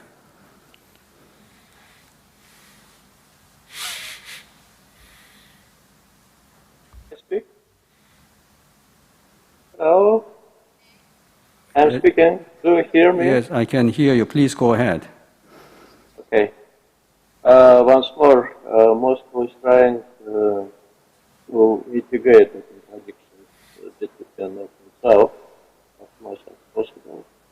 And we welcome and support the Korean Peninsula free process during violence of the Republic of Korea. And I hope the USA would do the same. General Brooks didn't say any words about that. And I'm interested in what about American position toward the Korean Peninsula process. In order for durable peace to prevail on the Korean Peninsula, it's necessary not only for governments of the southern Korean side to reach rapprochement, but for both of them to build and maintain more rational and normal relations with all neighboring countries. So, thank you. Director Fan, please. Okay, thank you. I want to make 4 points. The number one is that it's very important for Dprk and the United States to resume engagement, especially the working level engagement. That's the top priority. There are two key players. If they do not work together and do not engage with each other, it will be difficult to make any progress. And secondly, we should consolidate and build upon achievements we made in the last 3 years. That is those commitments made by all parties concerned and to defuse the military tensions in Korean Peninsula. We build upon those achievements, we move forward. And thirdly, I believe it's very important to have a sort of track 1.5 dialogues among all parties concerned. Preferably, we can get North Korea on board and to talk about what kind of lessons we could learn from the past couple of years, especially the symmetry and the progresses and the setbacks. And we can find out what is workable, and so we can move forward, and what is not, and we should avoid. And preferably, we can build we can create the linkage between the progress in North Korean side and the relief of sanctions in American side. That's very important in my view. And finally, it's equally important to have a regional cooperation and coordination among parties.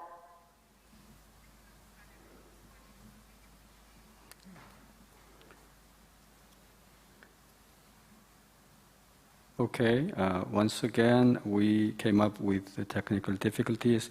Let's leave it there and move on to Madame Izumi, and if the connection is restored, we'll get back to Mr. Fan. Ms. Izumi? Oh, okay, thank you. There were some really interesting ideas. Some of them I agree with, but I will definitely start with the first most urgent point, which is to call, especially on the Dprk, but also on others, to make sure that they refrain from further destabilizing actions. Let us make sure that we stop the tension path and then restart to engagement path. I think it's an interesting idea to start exploring working level engagements between the United States and Dprk. But also with other parties as well. I think it's also quite important to use and strengthen existing platforms and potentially also explore other new platforms for dialogues. I very much like the idea of 1.5 engagements. Unfortunately, there is no one single avenue that will create a restoration of a full engagement. We are in a situation where we need to actually try to do all sorts of different things simultaneously. But for us, the starting point is to make sure that everyone will not take any further destabilizing actions. Thank you, Madam Izumi. General Brooks, please. It should reflect a recognition of the sequence to which the approach is made to ultimately get to the release of the nuclear weapons. North Korea has already promised that, and in some measures, maybe there's some risk that has to be taken to see that they live up to their word, but the sequence of doing that may call first for concentrating on demonstrating a new set of relationships. And that's where we saw progress in 2018. The new approach to relationships created momentum toward the denuclearization actions. And I do believe that there has to be some energy committed in that direction. That can only work because it is risky, especially for the United States and the Republic of Korea, to concentrate on things like potentially a declaration of the end of hostilities. That cannot be something that North Korea pockets and leaves the status quo as it is. And the only way to underwrite the risk of doing so is for the international community to be in absolute solidarity, leaving North Korea no alternative but to move in that direction in good faith. And we'll see if that can happen, but I believe that if there's going to be a new approach, it has to be that. It has to be reflective of risk-taking in the primary conversations and solidarity from the international community to underwrite that risk. If that happens, for example, if there is a declaration for the end of hostilities on the Korean Peninsula, not a peace treaty that is a much further step down the road, but an initial step that says we are no longer in hostility and that our relationship is now changed fundamentally. The United States and North Korea, South Korea and North Korea as well. That gives North Korea an opportunity to explain differently to their people why the ideologies of their entire lives can now go in a different direction. How can the North Korean leadership have a conversation with these long-hated enemies? They need to have a reason to be able to do that. And I believe a changed relationship can create some potential chance of momentum. There's always the risk that all this fails once again. There have been attempts before, but it is worth the risk in my view. We can end up with a worse condition, and we've seen that worse condition before, but we can't have success without doing this. And so that's my view on the way ahead. Thank you, Mr. General. So far, we have been discussing the possible way forward, a kind of progressive perspective. At this point, let's just switch gear a little bit and turn to somewhat retrogressive aspect. I mean, North Korea has been announcing that they're going to make certain provocations. They're going to take a new pathway. They said a new strategic weapon will fly up.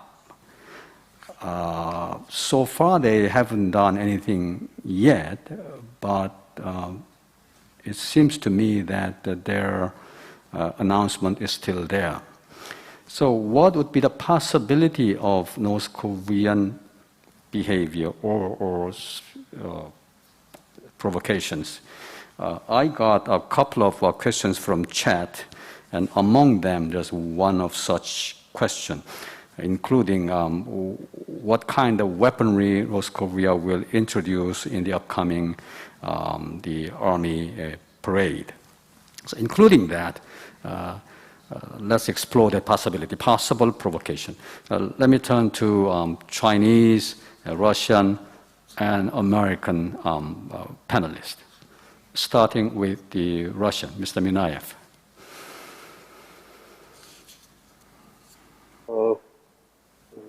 I think what is necessary now is North and South Korea is publicly attacking each other. Maybe recognize each other and separate to promote a common national interest. I didn't hear the composition. What they think about the Korean Peninsula process, especially by the government of the Republic of Korea. What they think anyway. Okay. My question to you. All right. Director Fan, please. Yes, I think, think about the past. There are several options or choices for them. Maybe nuclear test, maybe satellite launch, or maybe missile launch. One possibility, in my view, could be satellite launch. That's a moderate, moves. And I do not think they will do any nuclear test. They have did 6, and it might be good enough for them.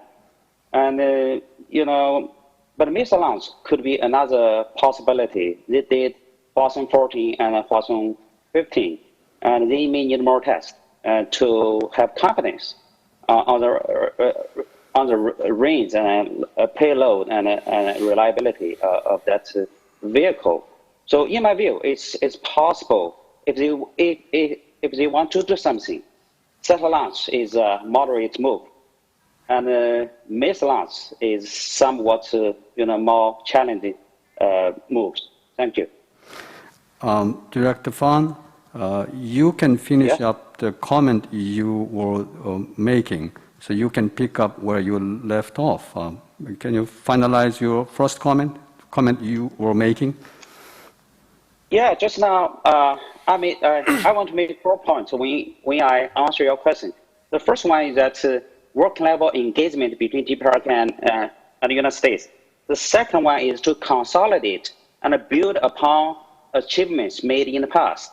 And the third one is that track 1.5 dialogue among all parties concerned to find out what's workable and what's not. And what's important is that to build the linkage between progress in North Korean side and relieve the sanctions in American side. And the fourth point is that we need to have regional cooperation and coordination. All formats of talk could be considered. The bilateral ones and the trilateral ones are 4 parties or 5 parties. You think about the possibility. There are several different categories of issues, and you need to work together among different groups. So that's my final comment. Thank you. Thank you, Director Fan. Now, General Brooks, please. Well, interactions with North Korea is that one should always expect the unexpected. And I think as they describe a new way, it doesn't necessarily mean a return back to traditional ways that we've seen in the past periods of cycles of provocation. The use of conventional weaponry or even the use of missiles and nuclear technologies isn't necessarily where they're going to go. There could be a new way to use those, that's certainly possible, but it's also possible that they're thinking completely differently about how to create pressure on the different countries in the region. Can they threaten differently?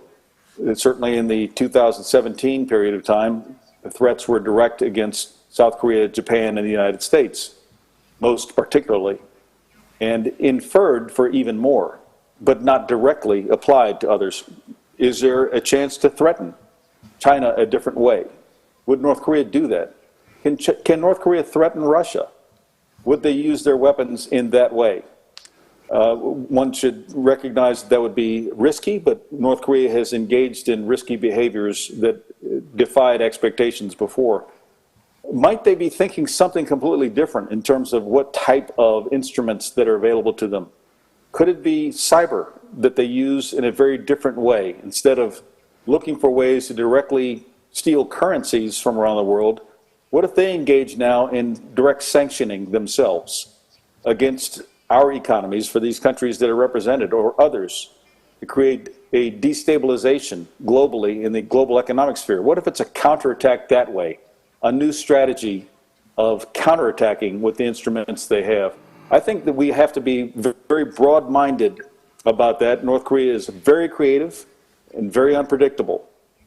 And if we fall too narrowly into classic views of North Korea's options, we're likely to completely miss what it is they're up to. Thank you, General Brooks. Coming back to the resumption of dialogue at the working level, I recognize almost every panelist emphasized this necessity to go back to the working level dialogue, particularly Director Fan and General Brooks and Madam Izumi highly emphasized that. I agree with that, but the hard part is that North Korea are not very much interested in the working level talks. They are solely interested in the summit level talks. Naturally speaking, summit level talk has to be prepared at working level. It's one body, but from the North Korean perspective, they separate it. They said before the Singapore talks, working level discussion is not important. And even before Hanoi talks, North Korea tried to skip the working level talks. Now North Korea is refusing to get back to the working level talks. And North Korea put stumbling block along the way to the working level talk resumption. They say hostile policy of the US has to be removed, or they say new calculus of the Washington has to be presented first. So under these circumstances, is there anything for the US to do to induce North Korea to the working level talks? This question goes to General Brooks. I think we have to recognize North Korea as it is, not as we would want it to be. Kim Jong-un makes the decisions. Kim Jong-un does not have a broad set of trusted agents, even though he has certainly consolidated his authority and his power in the Korea Workers' Party. That does not reflect a structure of trust. And so Kim Jong-un is going to reserve the most sensitive matters to himself. Given that, that drives necessarily to the summit level in the reverse sequence of classic diplomacy, where working levels set conditions for summit levels to finalize things. That's not the way it's likely to be with Kim Jong-un. And so to try to pressure him into that is to work unnecessarily in a direction that will not have fruition. I think that there has to be some approach to acknowledging that if he is engaged at the summit level, he will commit at the summit level. And he certainly has the ability to cause fulfillment of whatever it is he is committed to. But the conditions that lead to his intention to stay on what he said are often about relationship and trust. So I do believe that in this particular case, a traditional approach is not warranted. Now, how do you get to the working level? Because it's clear that there has to be a working level to build the roadmaps, as some of our colleagues have described, or the detailed level concrete plan for getting work done. That can come second, but it has to come from Kim Jong-un being committed in a certain direction and him choosing who his trusted agents are to carry that conversation. And I take the point about that being diplomats and not ideologues. I certainly agree with that point. But those diplomats have to be empowered by Kim Jong-un, or it really goes nowhere, as the Hanoi summit is a reflection of. Working level talks did occur. They were not sufficient to represent exactly where Kim Jong-un was. And as a result, those two could not connect. So I think that this requires a different approach. We ought to recognize it that way and engage accordingly. Well, having listened to General Brooks' interesting comment and having reminded General Lee's initial comment on North Korean side of the flexibility, my question goes to the Chinese expert, Mr. Fan. Talking about the North Korean flexibility, talking about the new way of thinking, will there be any room for China to talk to the North Koreans and try to induce North Korean flexibility?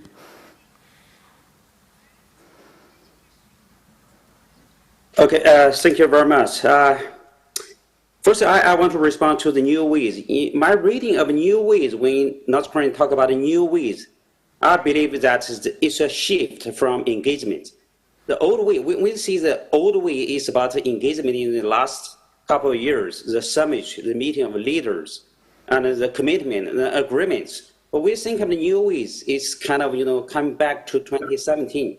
So that's my reading of those talks. But with regard to whether China could play a role or about any flexibility in North Korean side, at this moment, I'm quite pessimistic. We need to think about the different cases. You think about the Iran nuclear deal. That deal is a really good one in my view, as research on arms control. But it did not work out, and the United States opted out from that deal. So there's no more credits in North Korean view that you can achieve something and you get out without any justifications or without any acceptable justifications.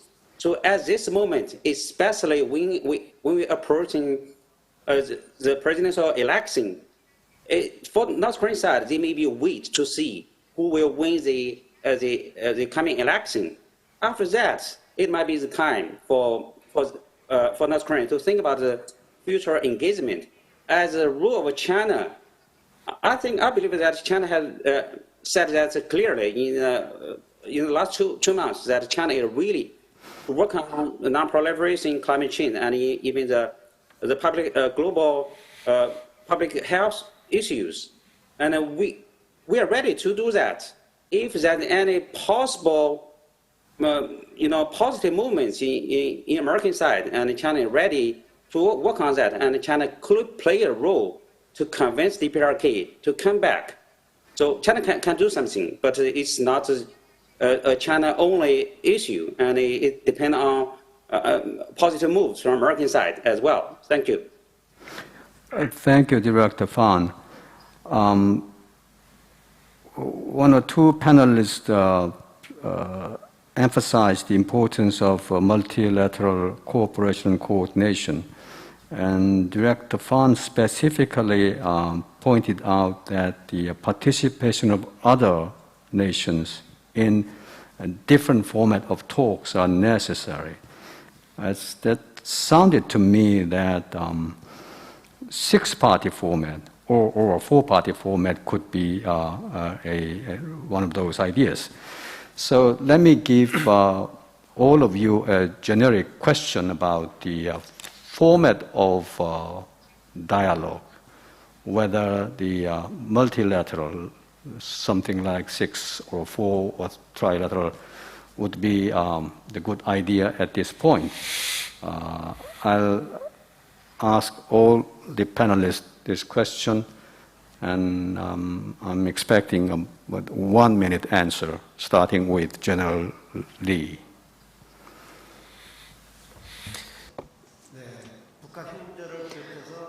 We have many challenges and issues, including the nuclear problems on the Korean Peninsula. In order to address these issues, we need support from the countries concerned, including the US, China, and Russia.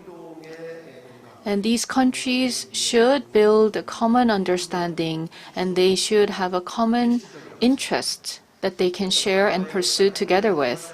And this is a must. In the past, we had a 6-party talks, and similarly, we need to have an operation of a multilateral dialogue platform. It's not just at the government level, but also together with the Track 1.5 dialogue and other forms of dialogue, and they all have to happen together.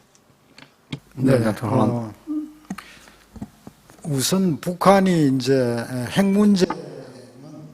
Well, I believe that because North Korea is only willing to talk to the U.S. concerning the nuclear issue, denuclearization must be discussed between North Korea and the U.S. But at the same time, I believe that we need an expert committee through a Track 1.5 committee so that we can share ideas And we need to reflect those ideas to the bilateral dialogue between the DPRK and the US. So the six-party talks is a supporting role. I don't believe that it could be a leading role. But without the supporting role, we cannot maintain the leading role of the US-DPRK relations. And so we need an expert track 1.5 committee so that we can facilitate a cooperative mechanism. Mr. Minaev.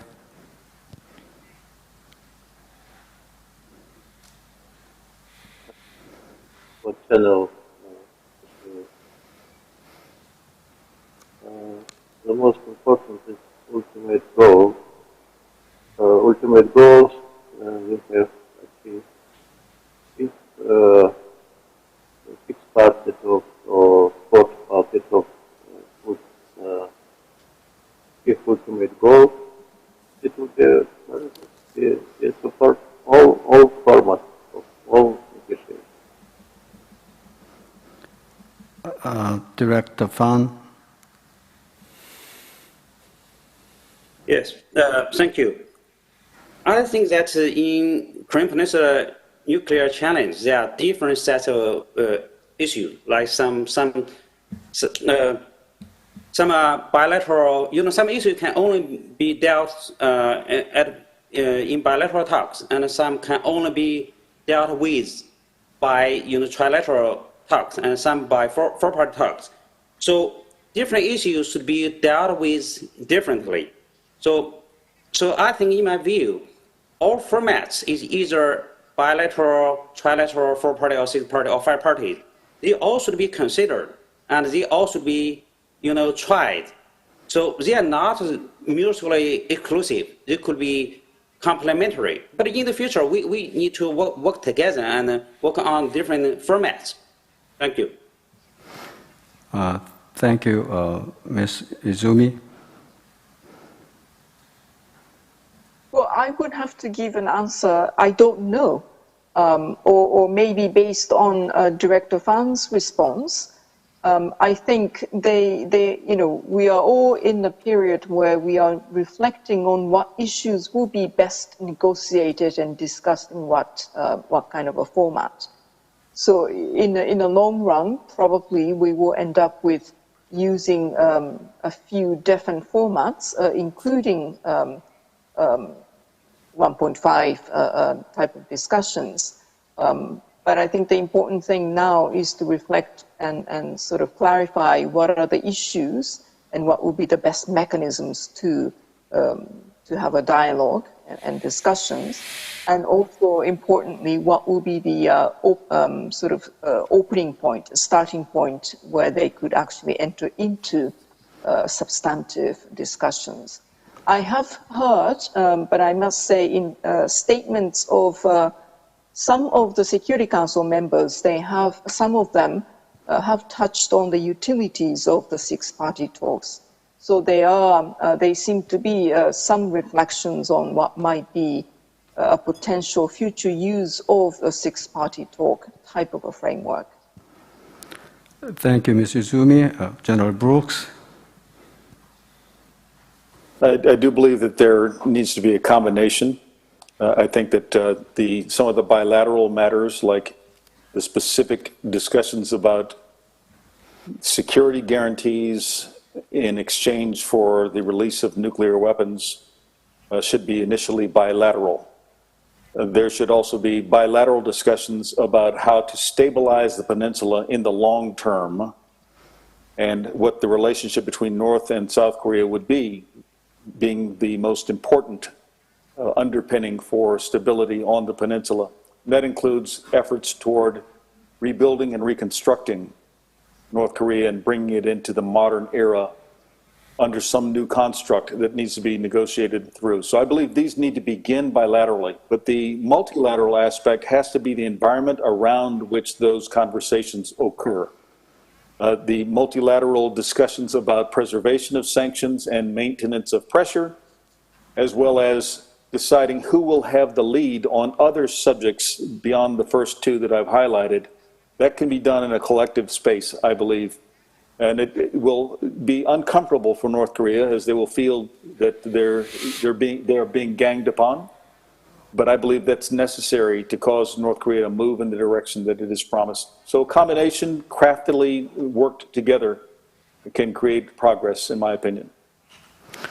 Thank you, General Brooks.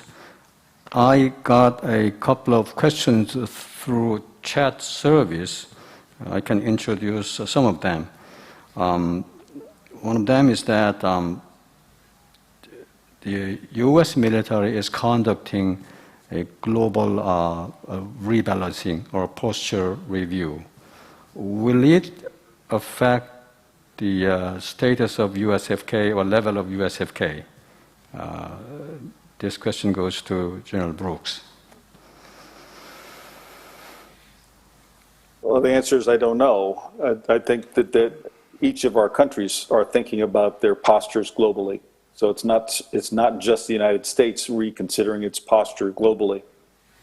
These postures are being considered and contemplated in parallel or in harmony with the decisions that are being made or demonstrated by other countries.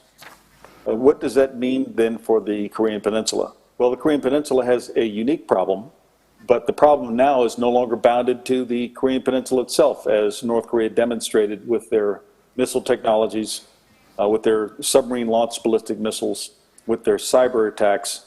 They're no longer operating exclusively on the Korean Peninsula. How that gets balanced in terms of what type of force presence is needed, that discussion has to occur. First between the allies of the United States, since we're discussing U.S. posture, and within the United States itself. But it has to be taken into account by the international community because that has an effect on others. Now, countries like China and Russia in particular can aggravate that or can assist with that as they think about their own approaches to the globe. And if they find it in their interest to try to draw the U.S. attention away, then that may be their purpose. But that creates a degree of danger on the Korean Peninsula and elsewhere as well that probably is not going to be in their interest when it's all said and done. So I cannot give you a specific answer on this question about whether it will change the posture on the Korean Peninsula. Peace could change the posture on the Korean Peninsula. War could change the posture on the Korean Peninsula. Status quo would likely not, but the world around the status quo on the peninsula will likely change the posture on the peninsula. We'll have to see which direction these things go.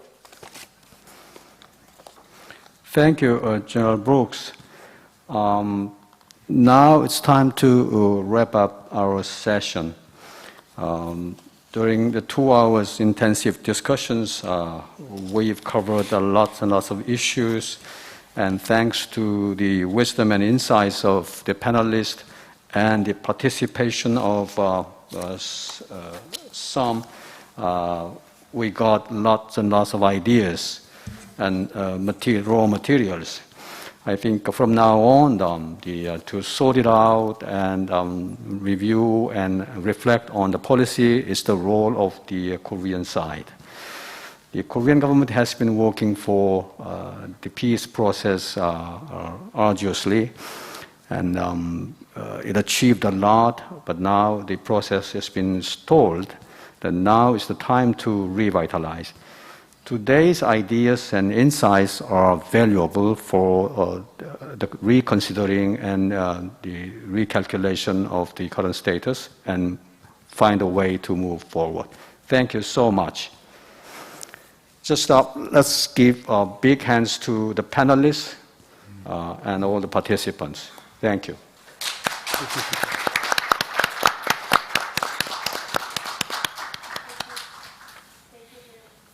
Thank you very much, Professor Wee, and all the panelists for sharing your insights, and thank you for your time. 네, 함께해 주신 위성락 교수님과 국내외 안보 전문가 분들께 다시 한번 감사의 말씀 올립니다. 이상으로 세션 3를 마치고 폐회식으로 이어가겠습니다. So this marks the end of the session 3, and we will have the closing ceremony of the Seoul Defense Dialogue 2020. 폐회식 진행에 앞서서 2020 서울 안보대화 화상 세미나의 그 사흘간의 여정을 담은 에필로그 영상을 준비했습니다. Before we start the closing ceremony, we have prepared a special video that depicts and reminds us of our special moments of the Seoul Defense Dialogue 2020. So please stay connected with us till the end of the ceremony. 온라인으로 함께 참여해 주시는 시청자 여러분께서도 마지막 순서까지 온라인 스트리밍을 유지해 주시기를 부탁드리겠습니다. 그러면 2020 서울 안보대화 화상 세미나의 순간들을 담은 에필로그 영상 함께 보시겠습니다. Here is the epilogue video of the Seoul Defense Dialogue 2020.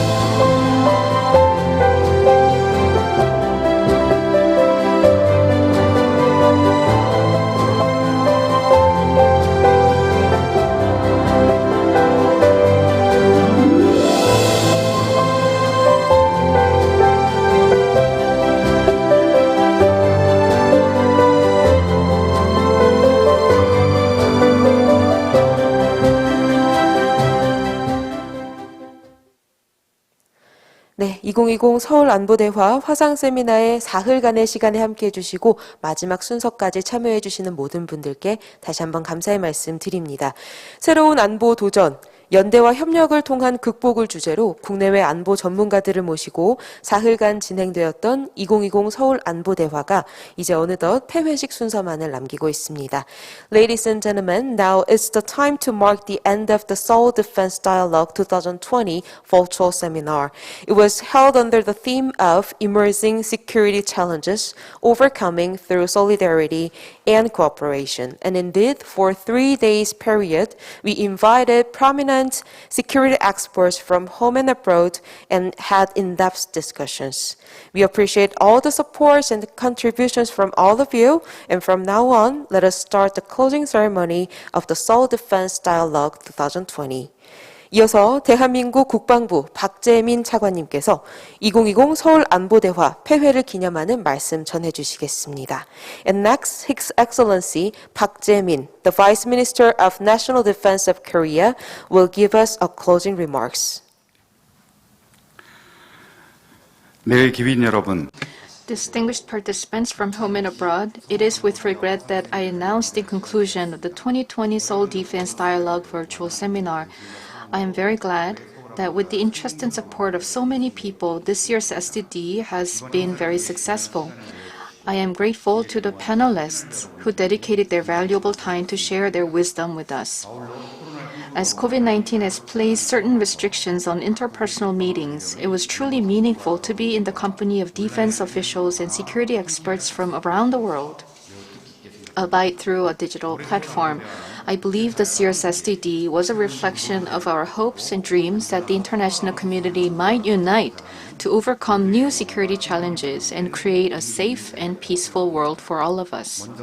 On the first day, we noted concerns that competition between major powers would intensify in responding to COVID-19 crisis and lead to sustained disorder in the international stage, while confirming that in fact now is the time when cooperative leadership is more crucial than ever if we are to resolve the issues facing the global community. A variety of avenues to strengthen international security cooperation were proposed, including the facilitation of practical multilateralism and the increased role of middle powers. I believe these proposals will contribute to furthering solidarity and cooperation. On the second day, we reached the consensus that new roles were needed for defense in order to protect people from non-traditional security threats, such as infectious diseases and cyber threats. Additionally, we found common ground in the idea that the military must establish new tasks and strategies to respond to both traditional and non-traditional security threats. and they need to efficiently allocate limited resources and obtain public support. On the last day, we reconfirmed the fact that the denuclearization of North Korea is a task necessary not only for region but also the world. We also sought courses of action to overcome the current challenges, including the creation of a united front from the neighboring nations on North Korean issues, the dual track of sanctions and engagement, and the role sharing and policy collaboration between the Republic of Korea and the U.S. Ladies and gentlemen, through discussions over the past 3 days, we have confirmed our solid commitment to solidarity and cooperation in overcoming this joint crisis.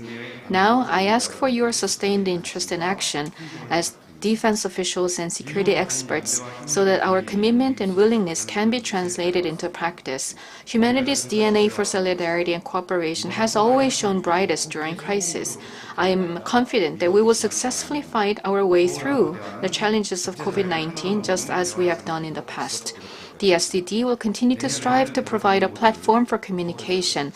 Next year, I sincerely hope to see you all in person in Seoul. Thank you. 네, 차관님 말씀 감사합니다. Thank you very much, Vice Minister. 유례없는 위기와 또 싸움 속에서 세계가 연대하고 협력할 수 있는 대화의 장을 마련해 주심에 다시 한번 감사의 말씀 드립니다. 올해 서울 안보대화는 코로나19로 인해서 현장과 온라인을 병행한 화상 세미나 형태로 운영을 했습니다. 안타까움도 많았지만 그럼에도 불구하고 많은 관심과 또 참여해 주신 여러분께 다시 한번 감사의 말씀 드립니다. For this year, the Seoul Defense Dialogue adopted a new format of virtual discussion together with the on-site domestic seminar. Even though we are going through a difficult time, we appreciate all of you for giving us your participation, contributions, and interest. 이런 세계적인 위기가 하루빨리 종식이 되어서 다음 해에는 여러분을 현장에서 만나뵐 수 있기를 희망해 봅니다. 또한 2021년 내년에는 서울 안보대화가 10주년을 맞이하는 해입니다. 세계 각국의 지속적인 협력을 위해서도 내년에도 여러분의 많은 관심과 성원, 지지를 부탁을 드리겠습니다. I wish we can meet up all together next year, and especially for the next year, it will be the 10th anniversary of the Seoul Defense Dialogue. Please continue to give us your interest and support for the international cooperation. 이상으로 2020 서울 안보대화 화상 세미나의 모든 순서를 마치겠습니다. Ladies and gentlemen, this is the end of the Seoul Defense Dialogue 2020 Virtual Seminar. 함께해 주신 여러분 고맙습니다. Thank you.